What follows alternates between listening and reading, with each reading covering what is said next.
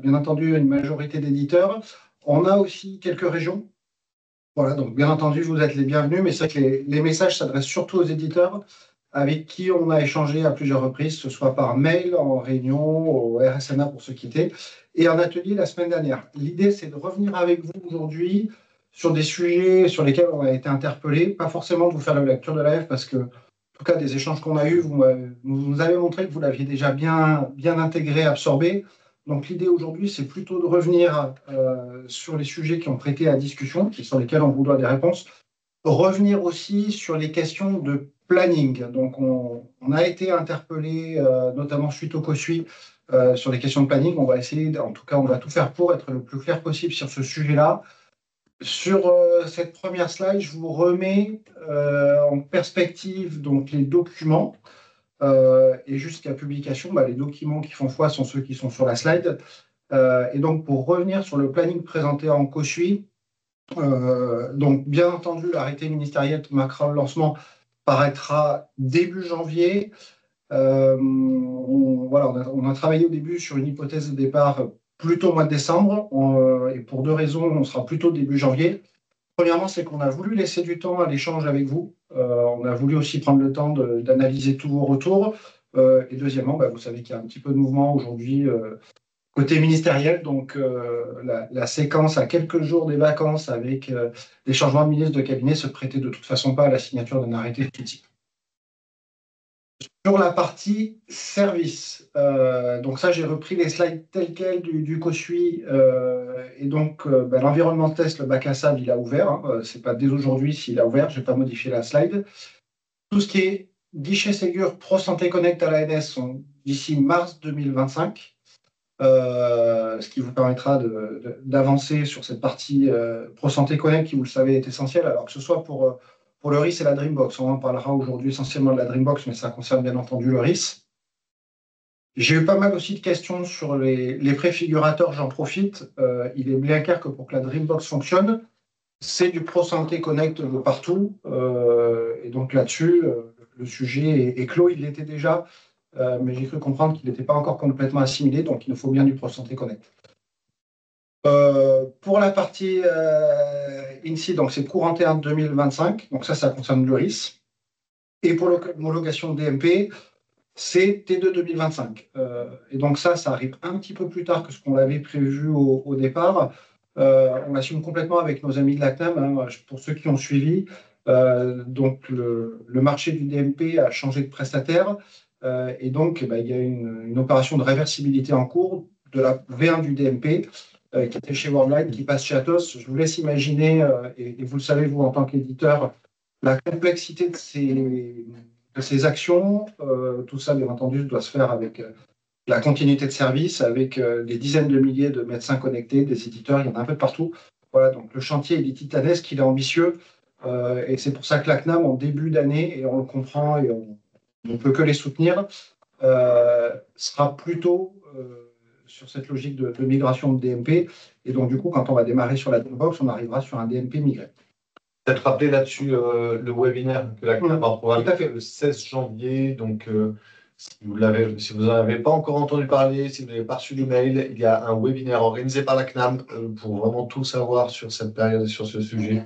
Et c'est le 16 janvier prochain. N'hésitez pas à vous manifester auprès du CNDA ou de la CNAM pour récupérer les infos là-dessus. Voilà, en tout cas, vous tous éditeurs qui à un moment ou à un autre avez fait de la reprise de données, avez fait des migrations, vous pouvez imaginer ce que c'est que de migrer le DMP qui existe maintenant depuis très longtemps sur ce nouvel environnement. Voilà pour la partie calendaire. Du coup, par rapport à l'AF, là aussi, j'ai été questionné sur l'impact sur l'AF. Aujourd'hui, il n'y a pas d'impact. C'est-à-dire que par rapport aux infos qu'on a aujourd'hui, et même si la CNAM a besoin de quelques semaines pour assurer les opérations de migration, notamment au niveau du CNDA, qui sera fermé pendant un mois, on ne voit pas d'impact. Pas qu'il n'y en aura pas à la fin, et vous savez qu'on sait être agile si besoin, mais en tout cas, aujourd'hui, pas lieu de s'alarmer, pas lieu de s'inquiéter, et du coup, pas lieu de modifier les dates. On reste bien sur les dates telles que prévues dans l'appel à financement. Et du coup, par rapport aussi à des questions qui m'ont été posées, il sera toujours possible de prendre vos commandes jusqu'à 120 jours avant le dépôt d'un dossier de référencement complet. Vu que le CNDA pour la partie DMP, ce sera plutôt T2, ça nous fait des référencements qui vont arriver en T3. Et donc, on aura les dates exactes prochainement. Et donc, il faudra trancher 120 jours à ces dates exactes pour avoir la date de départ sur la partie commande. Le service de calcul, j'en parle à la fin, mais bien entendu, au plus tôt, on vous met en perspective le service de calcul pour que vous puissiez commencer à faire des simulations. Voilà. Et donc, quand vous aurez ces dates, encore une fois, on change bien sur les 120 jours et il vous appartiendra de faire vos projections. Pour percevoir l'acompte, bien entendu, il faudra que le logiciel soit référencé. Il n'est pas question de pouvoir déposer une demande d'acompte alors qu'un logiciel n'est pas référencé. Ça n'aurait pas de sens et surtout, ça nous exposerait collectivement au risque de devoir récupérer des acomptes si jamais le logiciel n'était pas référencé. Sur la partie ASP, on prévoit une ouverture du guichet, on va dire début de l'été. Et donc, en tout état de cause, ce sera bien avant les référencements qui vont arriver donc après les opérations de migration côté CND1. Voilà, et je l'ai dit, je le redis, il n'y a pas de raison aujourd'hui de modifier les délais qui sont présentés dans la F. Tout le monde, vous, nous, les médecins nucléaires, radiologues, tout le monde veut que ça aille vite. Et donc, on reste sur l'ambition collective qui est matérialisée dans le tableau que vous avez juste au-dessus. Peut-être pour illustrer concrètement là, les dates qui sont affichées, si on publie vers la mi-janvier ou plus tard, vers ces eaux-là, ça nous amène à un délai max pour le référencement du mi-avril 2026, avec un début de guichet pour déposer des demandes de financement, tu viens de dire juillet, juin, dans ces eaux-là. Ouais. Ça laisse du temps, quoi qu'il arrive, à la fois pour les process de référencement, à la fois pour commencer à déposer des commandes. Donc voilà. Voilà. Du coup, j'ai eu aussi des questions sur les préfigurateurs. J'ai répondu en direct aux gens qui me les ont posées, mais j'en profite. Bien entendu, les préfigurateurs, il faut que le logiciel soit référencé. Donc, on va retravailler sur le sujet avec Mathieu, mais de toute façon, ils ne démarreront pas avant T3 2025. Voilà sur ces questions calendaires, en essayant d'être le plus précis possible. Est-ce que certains ont des questions? Je vois que vous êtes beaucoup connectés. Il y a pas mal de monde. Pour autant, n'hésitez pas si certains veulent prendre la parole, c'est possible. S'il y a des questions, on y répond bien entendu avec grand plaisir.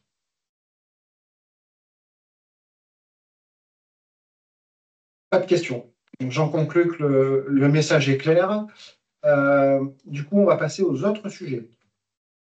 Sur les autres sujets, on s'est vu en atelier donc, avec les éditeurs, et notamment avec l'objectif d'envoyer la quasi-totalité des COS par rapport à ce qui est reçu par rapport à la Dreambox. Pardon. On est en train de regarder avec l'équipe technique ce qu'il faut exactement côté DMP en termes d'attributs. On n'a pas tout vérifié, donc je ne vous affiche pas la liste là pour autant. On est bien d'accord que ce qui sera exigé, c'est uniquement ce qui doit être présent dans le COS pour le bon envoi au DMP. Voilà, on avait parlé notamment de la région anatomique. C'est des points qu'on est en train de vérifier. On ne demandera pas de vérifier dans les comptes rendus si la région anatomique est présente, si elle n'est pas obligatoire pour le DMP. Donc ça répond à cette question-là. Et on attend d'avoir vérifié l'exhaustivité pour l'écrire. En tout cas, ce principe sera appliqué. Du coup, est-ce qu'on a une question par rapport à ça ou est-ce qu'on est bon? Ça vient en complément de l'atelier, donc c'est plutôt côté éditeur. Alors, vous ne pouvez pas intervenir à l'oral. Alors, du coup, est-ce que moi, je peux vous... Thomas Obino, tu peux libérer la parole. Apparemment, nous ne pouvons pas. Ok, alors du coup, je vais essayer de donner la parole. Je vois que Thomas est là. Est-ce que Thomas, tu peux ouvrir les micros, s'il te plaît? Ouais, tu peux ouvrir les micros.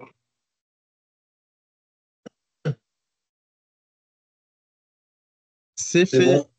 Merci Thomas, génial. Réactif, c'est parfait. Donc, il y avait une question. Frédéric. Non, pardon, excusez-moi, pas de question pour l'instant, ce sera pour plus tard. Pour l'instant, pas sur ce sujet-là. D'accord, super, c'est en préambule, parfait. C'est ça. Pas de problème. Merci. Voilà, donc texte définitif à venir sous peu, une fois qu'on aura fait les quelques vérifications techniques qui sont en cours.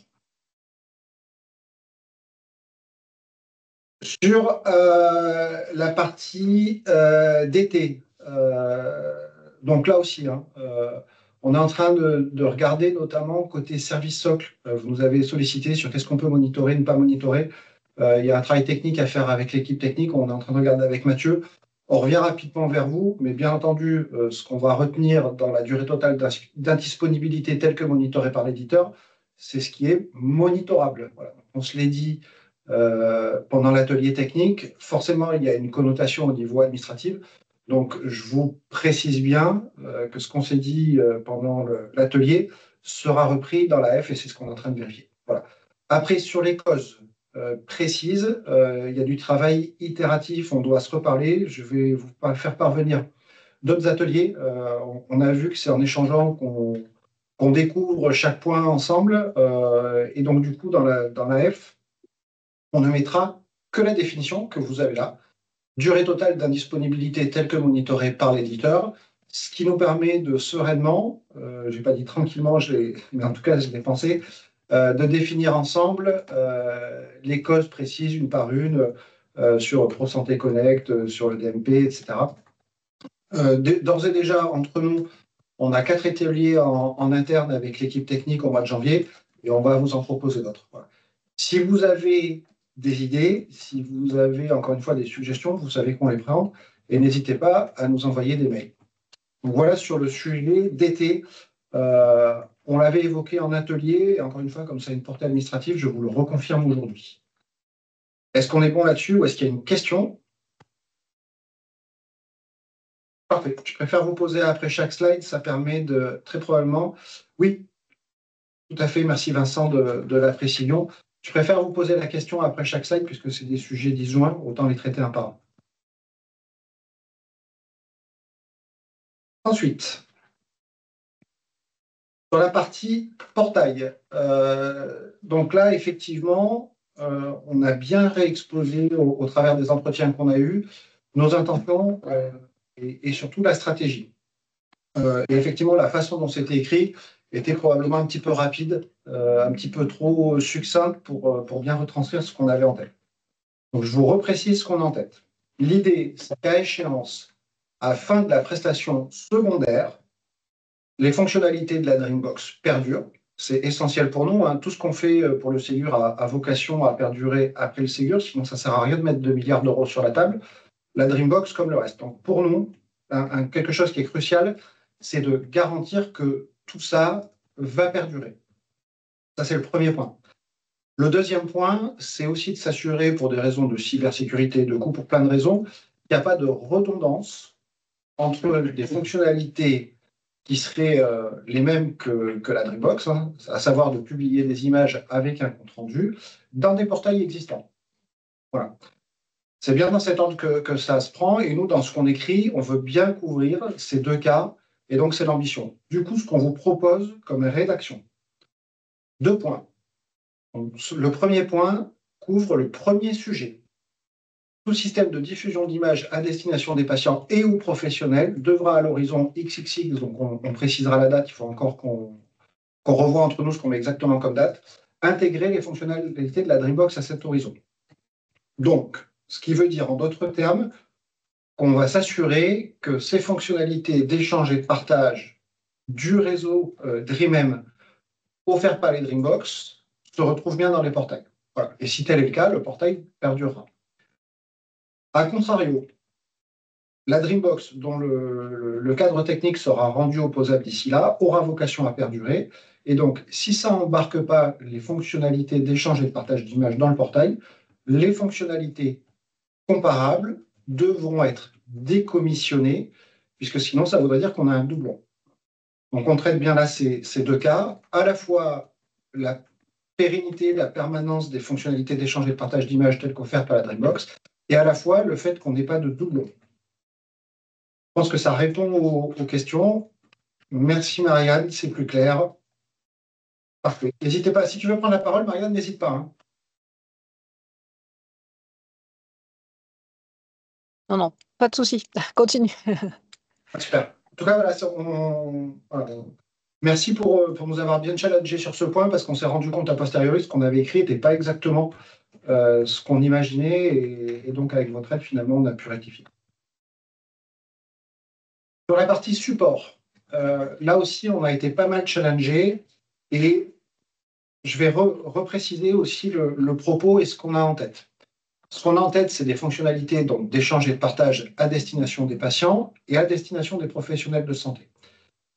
Certains de ces professionnels de santé travaillent en horaire décalé, dont acte. On ne pourra pas tout couvrir. On a bien compris que par rapport au support existant, ça a posé des problèmes de dimensionnement, etc. On entend, même si ce n'est pas complètement satisfaisant.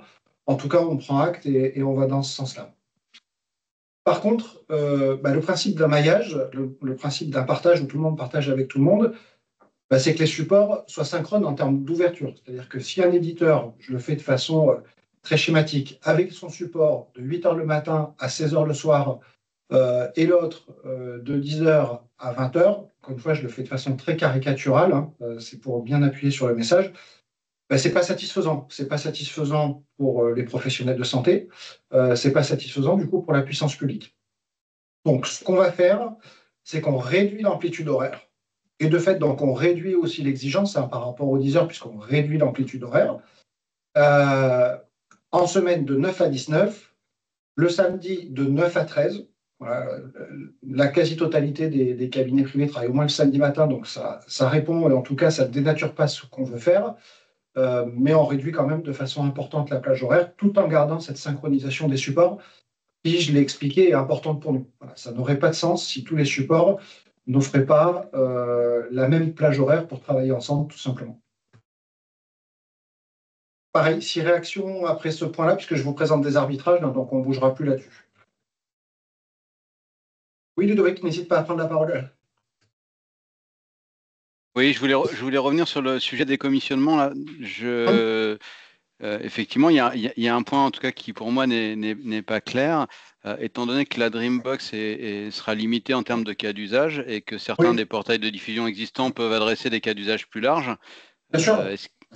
Comment on gère ce point-là? C'est inclusif. C'est pour ça que j'ai dit, en fait, nous, du coup, je vais revenir à la slide, je vais m'appuyer dessus, ce sera plus simple. Encore une fois, nous, la priorité, c'est bien entendu, vous offriez un maximum de services aux professionnels de santé et aux patients. Je pense du pré-accueil. J'en ai vu pas mal au JFR. On commence à avoir des choses vraiment bien en termes de pré-accueil, des systèmes aussi de paiement. Enfin, on peut offrir tout un tas de solutions et de services. Donc, bien entendu, on les encourage. On veut un seul portail. Encore une fois, il y a des questions cyber, il y a aussi des questions de facilité pour le patient. Et donc, ce portail qui, entre guillemets, rend tous les services radiologiques, d'imagerie, puisqu'il y a aussi la médecine nucléaire, devra intégrer les fonctionnalités Dreambox. Voilà. S'il ne les intègre pas, ça veut dire qu'il y a une Dreambox à côté, et donc on devra décommissionner uniquement les fonctions d'échange et de partage. Voilà, j'ai bien écrit dans la phrase qui n'intègre pas ces fonctionnalités. Donc on parle bien des fonctionnalités de la Dreambox et aucune autre fonctionnalité. Est-ce que du coup c'est plus clair? Honnêtement, pas vraiment, mais...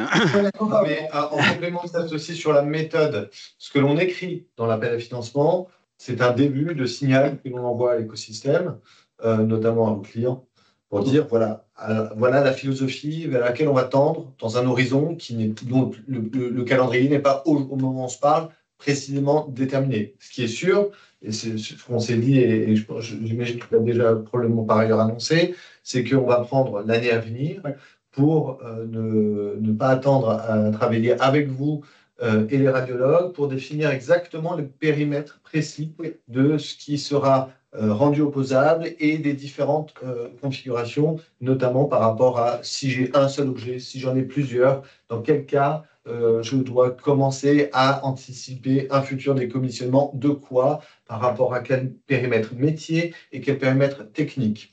Et on se place dans un horizon de publication des textes qui viendront à la fois poser un cadre opposable pour le métier, pour les radiologues, comme pour la technique, dans un horizon probablement, on s'est dit quoi, 2026 ouais. Donc ça vous laisse le pas de temps sur lequel on va co-construire ça avec vous. Et ensuite, c'est pas parce qu'on publiera Horizon 2026 que ça rentrera en vigueur à ce moment-là. On est dans comment on va articuler ça avec les durées des prestations qu'on est en train de mettre en place et acheter avec la Dreambox. Et on va essayer de faire en sorte d'avoir un biseau qui va se créer dans un contexte dont on sait pertinemment que toutes les prestations Dreambox qui auront été financées par le Ségur ne vont pas s'arrêter tout en même temps, mais on va trouver la bonne articulation calendaire. Mais voilà, et on ne va pas le faire. Donc aujourd'hui, on n'écrit pas dans le détail, on commence à envoyer un signal en disant vous bénéficiez d'un financement Ségur, alors sachez que vous allez devoir rentrer dans un cadre d'opposabilité et ce cadre précis, on va l'écrire ensemble dans les 12 points. C'est ça. En tout cas, l'idée est là. Est-ce que du coup, on a répondu à la question?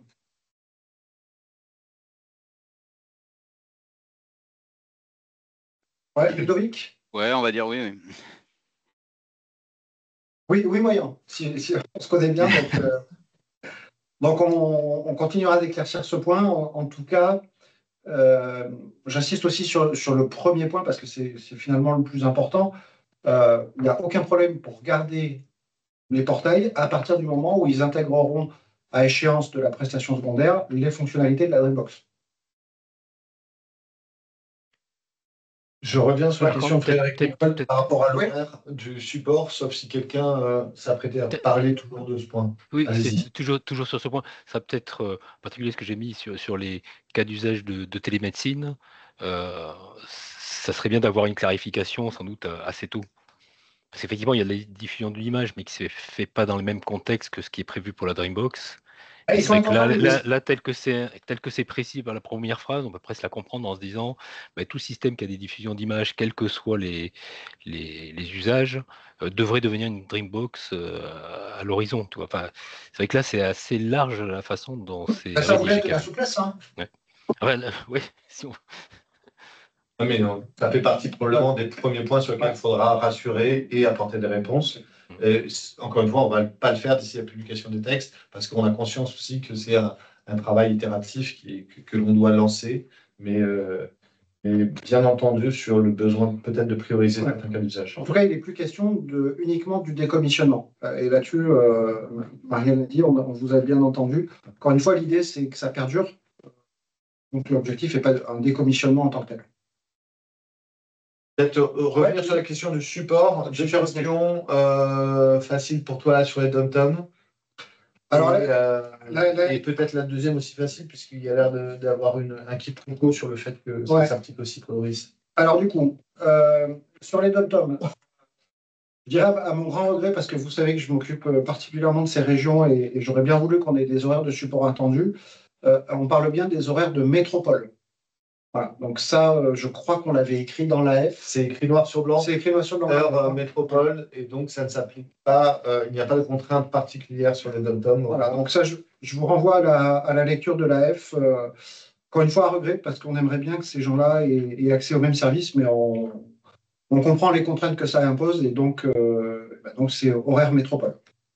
La deuxième question. Et concernant le support le samedi matin, l'impact, il est important financièrement. Mais on parle que de la Dreambox. Alors, ça ne s'applique pas au RIS. Ouais, ça ne s'applique pas au RIS. Hein. On parle vraiment, pareil, sur GTI, GTR, etc., on parle que de Dreambox. Donc là, je ne l'ai pas précisé dans les slides parce qu'au départ, c'était donc un atelier Dreambox. J'ai fait 2-3 digressions sur le RIS, mais on est bien sur un atelier Dreambox. On ne parle que de la Dreambox, bien entendu. On ne va pas vous demander des horaires étendus pour le RIS, ce n'est pas le sujet. Donc ça, c'est pour le RIS.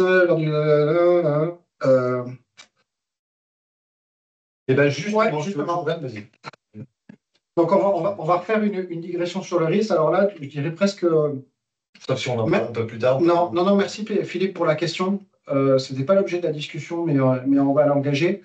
Je dirais presque avec plaisir. En fait, quand on regarde les stats, on voit que les cabinets qui fonctionnent bien, qui s'y sont mis, qui ont mis l'organisation, qui ont des logiciels avec des certificats installés, etc., montent pour certains à 70-80%. Quand on regarde le détail de l'activité, on voit qu'effectivement, il y a un plafond de verre autour de 80%, parce qu'il y a des oppositions à mon espace santé, parce qu'il y en a qui n'ont pas d'INS, etc., etc.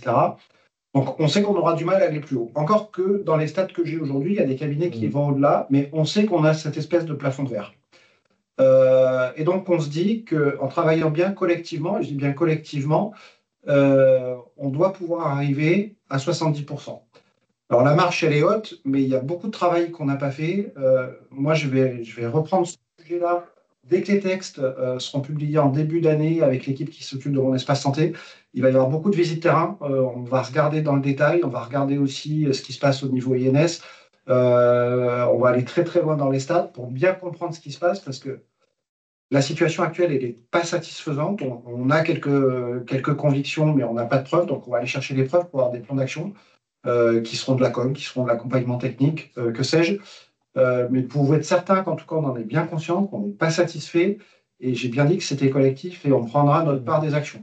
Après, il y a forcément aussi une part des actions côté éditeur sur est-ce que les certificats sont bien installés, est-ce que les paramétrages sont bien faits. J'ai visité quelques sites où c'était uniquement un problème de paramétrage du RIS. Les radiologues pensaient envoyer, les secrétaires pensaient envoyer. Et puis en fait, moi, quand je regarde dans les stades, j'ai 0. Et puis en grattant un peu, il y avait un problème de paramétrage que personne n'avait vu. Là, clairement, ces sujets-là, ils sont aussi de votre côté. C'est pour ça que j'insiste sur ce côté collectif, mais en tout cas, vous pouvez être certain que ça va devenir une cible, pour ne pas dire une cause prioritaire à la rentrée. Et j'insiste sur un autre point. Dans l'AF, on a bien écrit sur le contenu de cette prestation secondaire en ce qui concerne le risque. C'est tout un ensemble d'actions et on n'a pas défini concrètement ce qu'il y a derrière ces actions. On aurait pu mettre un cahier des charges précis, mais qui est forcément très variable d'un client à l'autre et d'un éditeur à l'autre, en fonction de votre culture de faire de l'accompagnement et de la formation. Et on veut vraiment ne pas vous enfermer dans des obligations de moyens qui ne correspondraient pas forcément à votre clientèle ou à vos méthodes. Et on vous invite justement à réfléchir là aussi à comment est-ce que l'on peut collectivement dépasser les freins qui sont connus, notamment sur la qualification de l'INS. Et même si on sait que la main est du côté du client, vous êtes aussi un des leviers pour apporter cette réponse. Et donc, par rapport à votre question, Philippe, de savoir si aujourd'hui on est la médiane, je sais plus, la médiane elle est autour de 48%, 45-50. La moyenne elle est à 35%. On fixe un premier palier à 55 et un second palier à 70%, c'est une trajectoire. Les prestations secondaires vont démarrer très probablement début 2026. Ça vous laisse une année pour commencer à y réfléchir, à envisager et anticiper comment, au moment où vont démarrer les prestations secondaires, vous serez déjà au taquet du 55 ou du 70%. Ouais. Donc oui, pour répondre à votre question, ça ne me semble pas en décalage. Il y a forcément une marche, mais elle ne nous semble pas du tout inaccessible. Ouais. Et on a vraiment mûrement réfléchi. Pour tout vous dire, moi, j'aurais même mis un peu plus haut parce que je suis conscient qu'on peut aller au-dessus des 70%. Du coup, ce travail, on va le faire ensemble. Je vous ai parlé de visite de site. Si certains d'entre vous veulent qu'on aille visiter des sites ensemble à la rentrée, proposez, on répondra présent. Voilà, vous savez quand il faut aller sur le terrain, mettre les mains dedans, on est toujours là et on va encore vous le prouver. Donc, si vous avez des propositions de visite, on les fait ensemble. Tout à fait. S'il faut effectivement qu'on valorise du côté du ministère des bonnes pratiques, qu'on mette en avant, qu'on participe un peu à cette valorisation de cette marche, on fera notre part sans difficulté. Ouais. Voilà pour la question support. Si on a fait le tour de la question support, je passe à la suite. A priori, c'est bon. Sur la partie mise à jour vs nouvelle installation. Donc là, à la réflexion et en discutant avec ceux qui m'ont sollicité pour ça, on est assez à l'aise avec ce qui est écrit. Et notamment que si on exploite une connexion préexistante, c'est une mise à jour, l'inverse étant valable. Donc, c'est clair que si vous... Alors, l'exemple du PAX est le bon, mais on peut aller au-delà. Hein. On sait que sur certains cabinets, il y a des petits serveurs de résultats qui font aussi office de PAX, qui embarquent tout. Ben, c'est clair que si on rajoute une Dreambox sur un serveur de résultats tel que je viens de vous le décrire, c'est de la mise à jour pour nous. Il n'y a aucune ambiguïté. Par contre, sur des architectures plus complexes, où il y a une nouvelle connexion d'ICOM entre le PAX, le serveur de résultats, la Dreambox, là, c'est de la mise à jour. Voilà. Donc, encore une fois, on est très à l'aise avec ça par rapport à ce qui était écrit et que le fournisseur exploite la connexion d'ICOM préexistante, je viens de vous le dire. On ne veut pas qu'il y ait des portails de diffusion qui fassent un peu du tout en un avec du pack de l'archivage et autres, et qu'à la fin, la Dreambox soit juste un upgrade. Et s'il y a un upgrade, ça on l'accepte, mais du coup, c'est une mise à jour, c'est assez logique. Voilà pour ce point. Les gens avec qui j'ai pu en discuter en direct m'ont dit OK, on a compris. Alors le sujet, il est complexe, hein, on l'a pris de plein de façons. Je pense qu'aujourd'hui, on est arrivé à quelque chose d'équilibré et qui, en tout cas, répond à la demande, c'est-à-dire que existant, alors le PAX, bien entendu, c'est de l'existant, donc le natif, ça ne peut être que de la mise à jour. Quelque chose qui est déjà installé, qu'on va juste upgrader, c'est de la mise à jour. Dans tous les cas, sinon, c'est une nouvelle install. Est-ce qu'on est OK avec ça?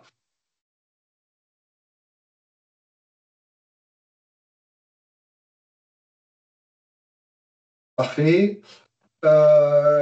Du coup, l'équilibre financier, donc là aussi, on le comprend.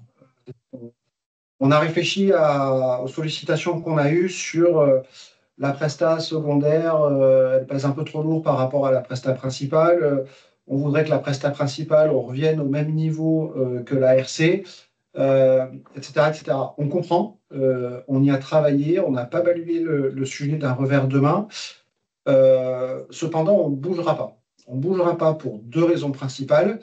La première raison, c'est quand on prend en termes de proportion et d'efforts à fournir pour l'éditeur entre le développement et le maintien en condition opérationnelle, on a la conviction aujourd'hui que c'est le reflet à peu près de ce que ça va coûter. Et donc, on est sur une forme de logique, même si on comprend encore une fois qu'en termes de trésor, ça aurait été mieux d'avoir plus tout de suite.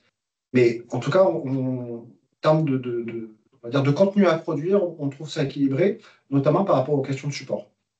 Je vous le rappelle, mais vous le savez, vous l'avez tous salué quand on s'est parlé directement, qu'il y a eu un effort important de fait dans un contexte, on le sait tous, qui n'est pas forcément simple. Sur le Ségur, ce qu'on a pris là, ce sera aussi des choses qui iront moins ailleurs, parce qu'à un moment, l'argent, on ne l'invente pas. Hein. Si on le prend d'un côté, on l'enlève de l'autre. C'est ce qu'on a fait. On ne veut pas revenir sur ces équilibres. On ne veut pas aussi se mettre en risque, finalement, des gens qui ont validé tous ces budgets se disent: ah, mais attendez, vous voulez remonter la prestation principale, mais finalement, on ne va pas remonter la prestation principale, on va plutôt baisser la secondaire.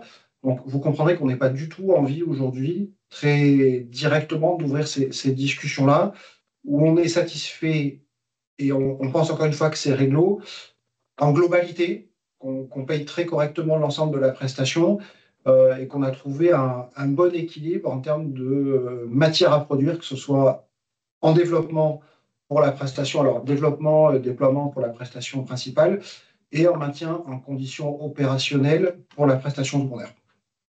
Voilà sur la partie budgétaire qui est la dernière slide. Du coup, on peut poursuivre la discussion avec grand plaisir, bien entendu.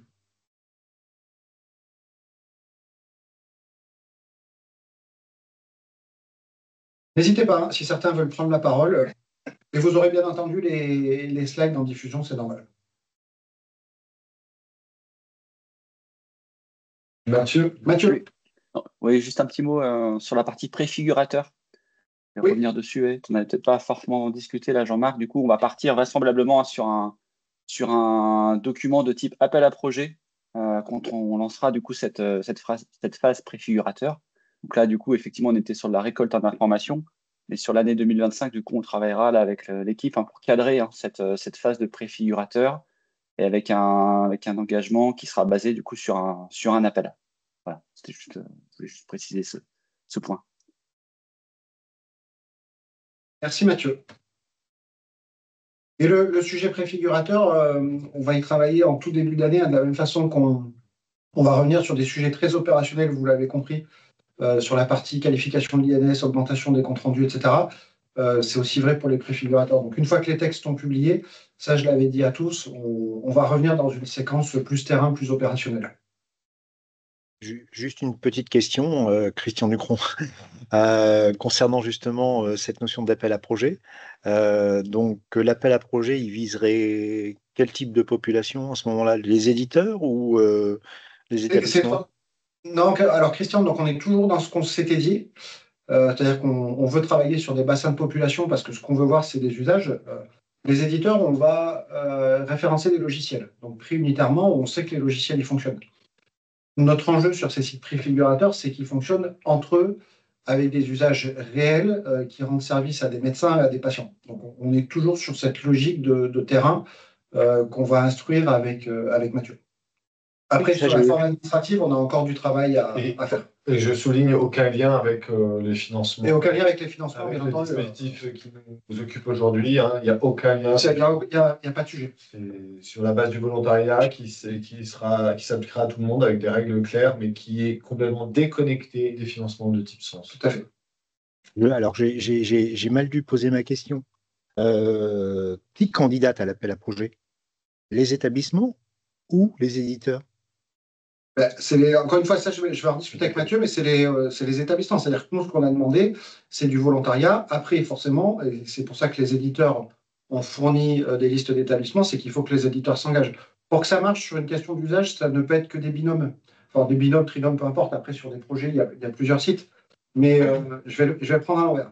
S'il n'y a que le site et pas l'éditeur, on sait que ça ne marchera pas parce qu'à un moment, il va falloir du power en termes techniques derrière. S'il n'y a que l'éditeur, le DSI n'a pas envie, ça ne marchera pas non plus. Mais là-dessus, Jean-Marc, j'ai pas de problème de compréhension, hein. C'est juste c'est juste qu'en 2024, ce sont les éditeurs qui ont été sollicités pour proposer des sites préfigurateurs, et que là, la règle, et c'est pas une critique, mais la règle et l'approche changent, et que donc ce sont officiellement les établissements qui vont devoir candidater en ayant pris soin, j'imagine, auprès de tel ou tel éditeur, que l'éditeur est bien prêt à jouer le jeu. Ouais, donc du coup, je vais redire ce qu'a dit Mathieu. Les règles, on va les préciser en début d'année. Donc là, on parle de choses qu'on n'a pas fixées. D'accord. C'est-à-dire qu'on est toujours dans ce principe. D'ailleurs, je vous ai envoyé à tous un mail pour bien me reconfirmer les listes de volontaires que vous nous avez proposées. En discutant avec certains, je me suis aperçu que la question ProSanté Connect allait poser des problèmes peut-être dans les hôpitaux et qu'en fait, les gens ne seraient plus forcément volontaires. Et donc, du coup, si on sélectionne, si on retient ensemble des projets qui après ne démarrent pas parce que les établissements ne vont pas sur ProSanté Connect assez vite, c'est quand même dommage. Et du coup, on aura fait le travail d'analyse pour rien. Donc, si vous pouvez bien, et j'en profite du coup que le sujet préfigurateur a été ouvert, bien me reconfirmer les listes des établissements volontaires au regard de ProSanté Connect. Voilà, pour éviter qu'il y ait des malentendus et qu'on soit obligé de refaire le travail d'ailleurs. Et après, sur la forme administrative, on revient vers vous en début d'année.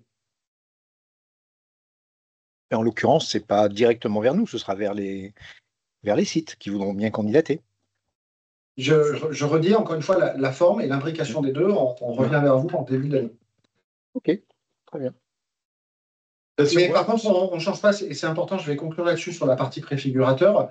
On est bien au clair sur l'ambition, c'est une ambition d'usage, de croiser privé et public, plusieurs éditeurs, plusieurs RIS. Après, la façon administrative dont on va l'adresser pour que ça fonctionne bien, je ne dirais pas que c'est un sous-sujet, mais c'est qu'un moyen. La finalité, elle est inchangée. Sur cette histoire d'appel à projet, parce qu'il y a d'autres questions qui apparaissent sur le chat, on vous renvoie à une documentation pour les ateliers qui ne seront pas. On fera un atelier en début d'année. Retenez juste qu'il y a bien une dynamique de déploiement test sur le terrain qui va être organisée.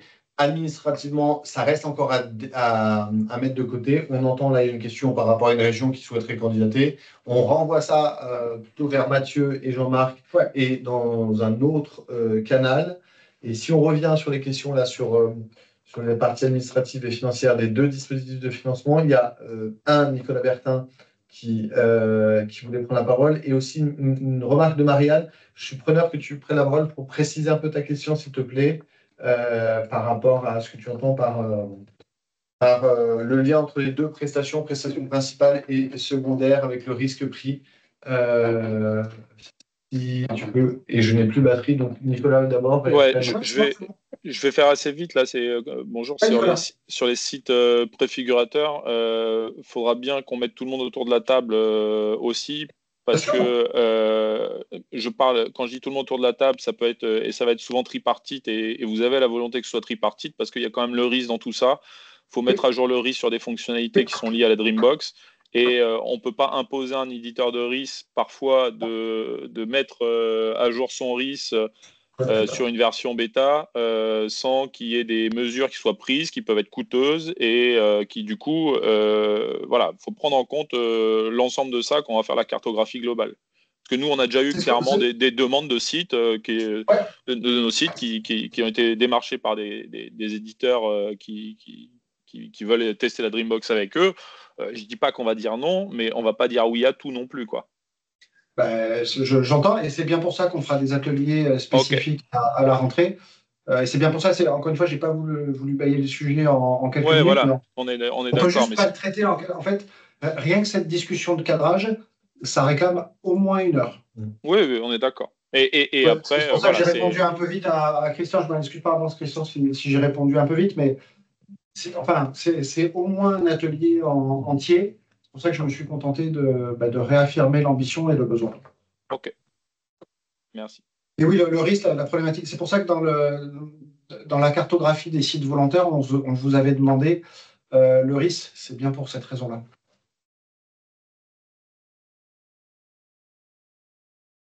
Maria. Et du coup, Christina, pareil, on s'en reparle en début d'année. Du coup, Maria. Ouais, c'est clair qu'il y a toujours un risque, notamment là sur la Dreambox, on est quand même sur un nouvel objet. Hein, donc la première phase, elle est quand même elle est sous tension pour les éditeurs parce qu'il y a forcément une prise de risque avec un budget qui n'est pas celui qui avait été proposé l'année dernière. Donc, parce qu'il y a d'autres sujets qui sont arrivés entre-temps. Un Pro Santé Connect, c'est par exemple, c'est pas des moindres. Donc, il y a quand même une prise de risque, vous en êtes conscient, sur cette première phase. Oui. Donc, ça veut dire que si vous maintenez la répartition comme vous l'avez annoncé, ça veut dire que la phase 2, qui aujourd'hui est quand même assez hypothétique et basée sur des critères qu'il va falloir travailler pour que ça soit atteignable et qu'on puisse aller assez vite à cette seconde phase, si je peux m'exprimer à la place de mes éditeurs. Non, mais du coup, je suis d'accord en partie avec ce que tu as dit. Je vais commencer par la fin. Je suis complètement d'accord avec il faut travailler. C'est pour ça qu'on a déjà fait un atelier technique. C'est pour ça qu'il y en aura d'autres à la rentrée. Et c'est pour ça qu'on va aller vraiment dans le détail de ce qui est monitorable, pas monitorable. Ce travail, on l'a déjà commencé. Et je remercie les éditeurs qui ont déjà bien contribué. Donc, j'ai aucun doute qu'on va atterrir là-dessus au mois de janvier. Sur le côté hypothétique, je suis désolé, je ne peux pas être d'accord. Enfin, vu le travail qui a été fait avec les éditeurs depuis 2 ans, vu la motivation des radiologues, des orthopédistes, de tous les gens qui attendent ça, vu la qualité de la conception technique, je m'adresse à Mathieu, le côté hypothétique, non, je ne peux pas être d'accord. C'est aussi l'ancien entrepreneur-éditeur qui parle. Vu la qualité du travail qui a été fait, on a des certitudes aujourd'hui. Il y a beaucoup de travail sur le terrain, mais encore une fois, c'est que des pros qui ont bossé sur ce sujet-là, et le côté hypothétique, pour moi, il n'existe pas. On va rester optimiste, hein, mais il y a quand même des risques. Voilà. Non, mais un risque, notamment d'usage. Quand on lance un nouveau projet, il y a un risque. Mais franchement, et là, je me tourne vers à la fois les éditeurs et l'équipe technique. Hein.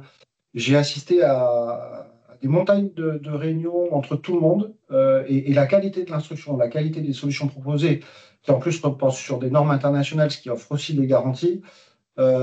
J'ai aujourd'hui la conviction que ça va bien fonctionner. Je n'ai pas dit que ça va être simple, et c'est aussi pour ça qu'on va faire des préfigurateurs, mais sur l'issue, il y a 0 doute. Ça marche. Pour répondre à... C'est M. Guillaume, Mme Guillaume, je ne sais pas. Oui, M. Guillaume, Jean-Baptiste. Ouais. Peut-être premier élément de réponse, là, si vous souhaitez avoir des informations sur les étapes liées au référencement, je vous renvoie vers le document qui s'appelle DSR, le dossier de spécification du référencement, qui est déjà prépublié, et notamment son chapitre 4, qui vous donne vraiment étape par étape, avec les petits schémas, tout ce que vous devez faire pour être référencé. Et effectivement, pour les éditeurs qui n'ont pas connu la vague 1 parce qu'ils n'ont pas eu de RIS, ils n'en proposent pas et où ils n'ont pas été référencés, ça va être une nouveauté, sachant qu'il y a un guichet Donc, ça passe par un parcours en ligne avec un guichet auprès de l'ANS, avec un outil de workflow qui a été changé, amélioré par rapport à la vague 1. Donc, si jamais vous avez entendu parler de la vague 1, mais on va peut-être faire une slide en plus. Et on peut tout simplement remettre en visibilité la slide du parcours qui est assez, qui parle déjà, avec probablement un webinaire qu'il faudra caler sur ce sujet dès que quelques encablures avant l'ouverture du guichet, peut-être. Ouais, au début d'année. On va faire ça, du coup, on remet donc en perspective, et du coup, merci Vincent, ce qui est dans le DSR. On organisera un atelier tout début d'année pour le parcours, notamment pour ceux qui découvrent. Les éditeurs de risque sont familiers, mais déjà, ce qu'il faut que vous ayez en tête, regardez bien ce chapitre 4 des DSR, gardez en tête qu'il y a dans les jalons et dans la diapo, si tu remontes sur la diapo calendrier, vous avez une première phase un peu, c'est la phase administrative où vous dites, voilà, vous déclarez, et ça va durer 4-5 mois seulement, vous déclarez, oui, je vais me lancer dans le référencement, et là, vous avez plutôt des informations administratives pour vraiment valider votre candidature au référencement. Et ensuite, vous avez une deuxième phase qui correspond à une période pendant laquelle vous allez pouvoir déposer sur l'outil en ligne toutes les preuves de conformité à l'ensemble des exigences du référentiel technique. Et ce sont, une fois que ces preuves seront bien déposées, et une fois que vous aurez déposé un dossier complet, ça donnera le top départ des fameux 120 jours pour pouvoir commencer à engranger des commandes. Comme je l'expliquais dans le chat, il nous semblait important d'autoriser en amont du référencement final la possible prise de commande auprès de vos clients. Néanmoins, on ne voulait pas que ça se passe trop tôt et on voulait que vous soyez suffisamment avancé dans le parcours de référencement. Et voilà. Et ensuite, vous avez d'autres jalons reliés au financement. Une fois que vous êtes référencé, vous pouvez déposer auprès de l'ANS des demandes de financement pour chacune de vos commandes et de vos clients. Et vous aurez une date limite pour réaliser les prestations. Donc là, on est plutôt dans le parcours financement. Je vais au-delà de votre question. Il y avait une main de Nicolas. Nicolas, je vais répondre à Rémi d'abord. Sur le planning envisagé pour les préfigurateurs, ils pourront démarrer les préfigurateurs dès que les logiciels seront référencés. Voilà, donc on va caler ça sur l'ouverture des guichets. C'est du travail qui nous reste à faire début d'année sur l'alignement des plannings, mais l'idée c'est ça. Dès que les guichets sont ouverts, vous allez pouvoir débosser un dossier complet.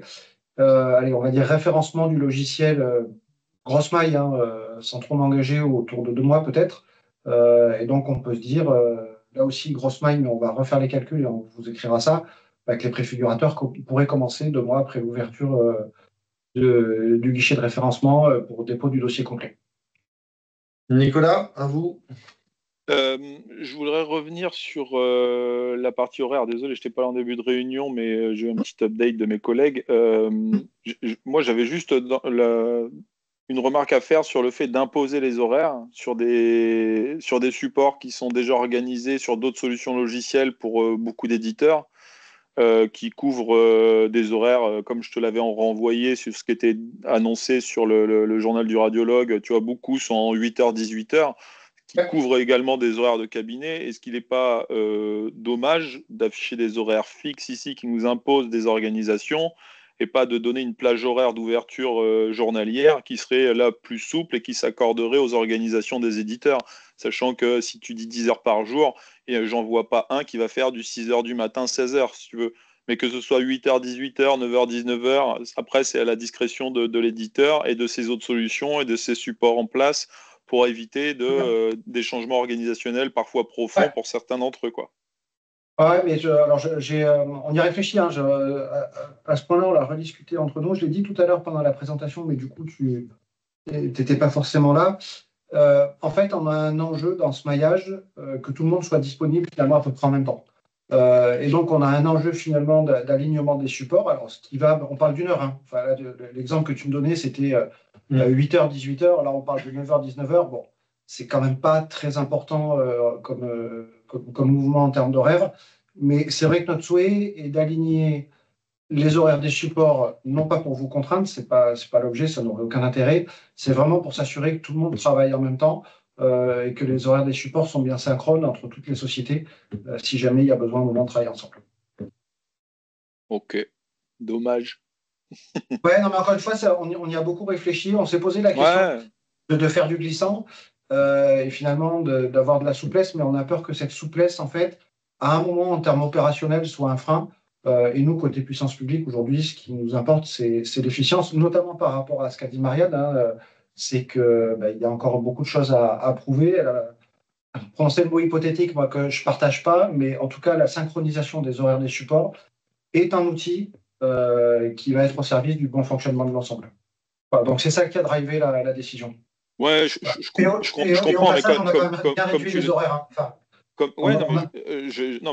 Et heureusement, parce que c'était pas entendable la première fois, clairement. Donc, je vois l'effort qui a été fait, mais comme tu dis, c'est qu'une heure. Si de 9h à 18h, parce que si tu t'imposes 10 heures dans la journée, que tu fasses 8-18 ou 9-19, si de 9h à 18h, tu as tout le monde, bon, tu vas courir quand même un large spectre aussi de ton côté, sans pour autant avoir besoin d'organiser des supports sur d'autres solutions logicielles pour les éditeurs. Ouais.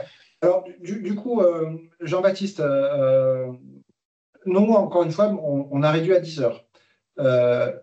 On sait que parfois les médecins commencent tôt et finissent tard. Maintenant, s'il y a l'unanimité pour faire du 8-18 plutôt que du 9-19... Non, moi, je te dis ça, on est à 9-19. C'est pas le but, justement, c'est de ne pas imposer aux gens, quoi. Je vois Jean-Baptiste qui dit, je pense que nous sommes plutôt nous sommes plusieurs à être calés plutôt sur 18, pardon. Voilà. Nous, on est plutôt sur du 9-19 parce que, encore une fois, par rapport aux horaires de travail des radiologues, on nous sent on est d'accord, il n'y a pas de radiologue à 8 heures sur les sites. Bah oui, mais voilà, en tout cas, clairement, je pense qu'on a été peut-être un petit peu ambitieux au début sur la plage horaire. Donc ça, on l'a réduit, mais c'est un peu sur la même question que les dom-tom, en fait. Ça nous fait quand même mal, si vous voulez, mais on le comprend, hein, de se dire, mince, on va réduire l'offre de service, mais d'un autre côté, on tient compte aussi de vos contraintes, et il faut que ça reste équilibré économiquement. Ok, bon. Dommage, négo. Je reviens sur une question de Philippe. Philippe qui nous interroge pour le RIS. Si on arrive à expliquer, alors qu'on n'a pas les textes sous les yeux, la fameuse règle de 99% lorsque le RIS n'est pas maître d'identité. Donc on est bien dans le contexte très probablement hospitalier, mais pas que, et pas forcément uniquement en secteur hospitalier. Où le RIS n'est pas maître de l'identité. Donc ça veut dire qu'il ne maîtrise pas notamment toute la qualification de l'identité. Et dans ce contexte-là, on s'est interrogé sur comment on pouvait fixer un seuil un peu d'alimentation qui nous semblait pertinent par rapport aux prestations secondaires. Et donc on s'est dit qu'à minima, dans ces contextes d'architecture et d'urbanisation, on ne pouvait pas faire porter sur le fournisseur d'un RIS qui n'est pas maître d'identité une responsabilité de la bonne implémentation de toutes les exigences relatives à l'INS pour notamment alimenter le MES. Néanmoins, dès lors que ce sujet est bien opérationnel et en œuvre du côté soit d'un RI par ailleurs ou bien pris en charge par les BFI, le RIS, lui, doit être en capacité d'atteindre 99% de tous les comptes rendus qui sont produits par la machine et qui reçoivent une identité qualifiée. Ils doivent pouvoir être envoyés comme il le faut. Ouais. Je sais pas si ça répond à ma question. Oui, ça répond à ma question, mais moi, ce qui me semblait en décalage, c'est qu'a priori, il y a au moins 2% des personnes qui ont fermé mon espace santé. Donc déjà, on n'est plus qu'à 98%.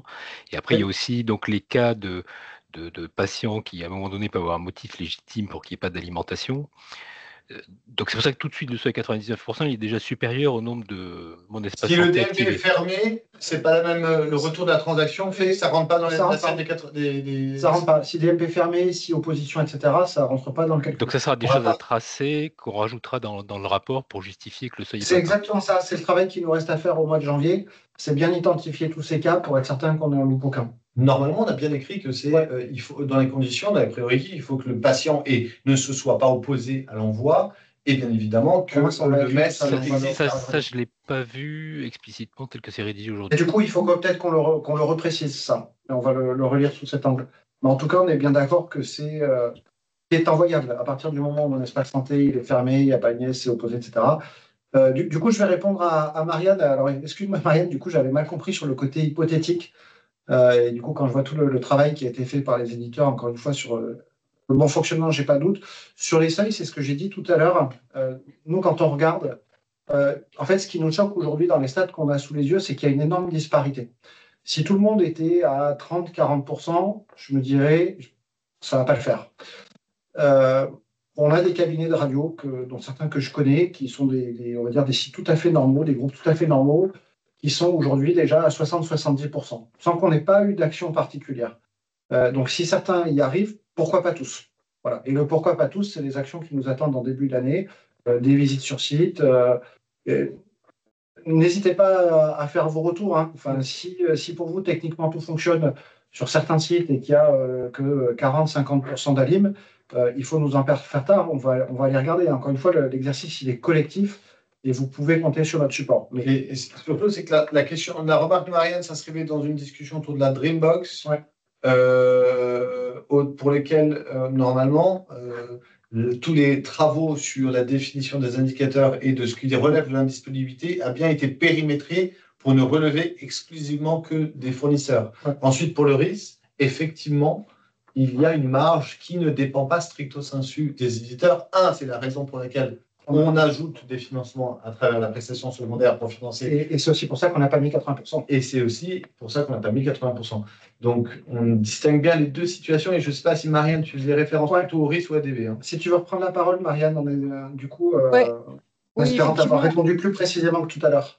Effectivement, c'était plutôt, j'ai peut-être mélangé, c'était plutôt sur le RIS et en lien avec ce que vous avez répondu à Philippe. Donc, merci pour la réponse. Okay. Non, mais c'est normal. On essaye d'être le plus précis possible. Concernant la remarque de Naji El Fadli, les liens sont dans la première diapositive. Les documents, si vous tapez prépublication vague de Ségur, vous retrouvez aussi la documentation en ligne. Donc, et la réponse, c'était par rapport au document qui s'appelle Appel à financement, qui détaille tous les processus de financement. Et vous allez au chapitre 6. Et c'est là où vous avez, pour pouvoir déposer une commande, en début de chapitre, il y a écrit il faut que vous ayez bien réalisé telle et telle étape. Et ma réponse portait sur ces éléments-là. Donc, allez voir directement le chapitre 6, 6.1, 6.2 de mémoire. Nicolas avait refait une remarque, je ne sais pas. Oui, la remarque, c'est le forfait numérique dont vous nous aviez parlé. Parce que tu peux avoir des clients qui ne veulent pas s'embêter à inclure la qualification de l'INS dans leur workflow, qui prend un peu de temps de vérifier l'identité du patient, etc. Oui. C'est une chose qui n'est pas obligatoire. Et alors, du coup, ça va impacter le forfait secondaire de l'éditeur. Ouais. Alors du coup, là-dessus, j'ai plusieurs niveaux de réponse. Le premier niveau de réponse, c'est que tous les éditeurs et tous les clients attendent la Dreambox. Et pour que la Dreambox fonctionne, on en revient toujours à ça, il faut que les comptes rendus fonctionnent. Donc il y a des radiologues aujourd'hui qui ne se sentent pas vraiment concernés par les comptes rendus. Je partage ce que tu dis, hein, j'en ai vu, hein, je n'ai pas de problème par rapport à ça. Mais ces radiologues, s'ils veulent partager les examens, il va falloir qu'ils s'y intéressent aux comptes rendus. Donc ça va être un premier levier, et je ne ménage pas ma peine en ce moment pour l'expliquer. Il y a aussi un caractère opposable, et ça aussi, on va continuer à le rappeler. Hein, il y a l'article L1111-15 du Code de la santé publique qui dit que c'est obligatoire. Mais l'un dans l'autre, et ça fait partie d'actions qu'on va réentreprendre encore sur le terrain. Alors je suis désolé, on a plein de gros hélicoptères là qui sont plein de bruit, j'espère que c'est... C'est Béraud qui revient de Pau. Je ne sais pas, mais c'est assez impressionnant. Puis c'est pas des petits. Du coup, tout ça mis bout à bout, ces gens-là qui ne s'étaient pas vraiment intéressés au sujet, on va les intéresser au sujet. C'est un travail de fond et qui nous concerne tout ça. Là, je rebondis sur ce qu'a dit Marianne et elle a complètement raison, ce n'est pas que les éditeurs. Par contre, les éditeurs ont aussi leur part. De bien mettre en avant dans les IHM quand une INS n'a pas été qualifiée, de bien mettre en avant qu'un dossier ne va pas partir, etc., etc. Vous avez fait d'énormes efforts déjà sur ces sujets-là. Depuis l'année dernière, on en avait pas mal parlé. Preuve en est qu'il faut continuer. Mais encore une fois, les visites qu'on va faire, si certaines, on peut les faire ensemble. moi, j'aimerais bien. J'aimerais bien parce que ça permettra aussi de discuter UX, ça permettra de discuter de plein de sujets, alors que si on va tout seul, forcément, il va nous manquer des paramètres. Ok.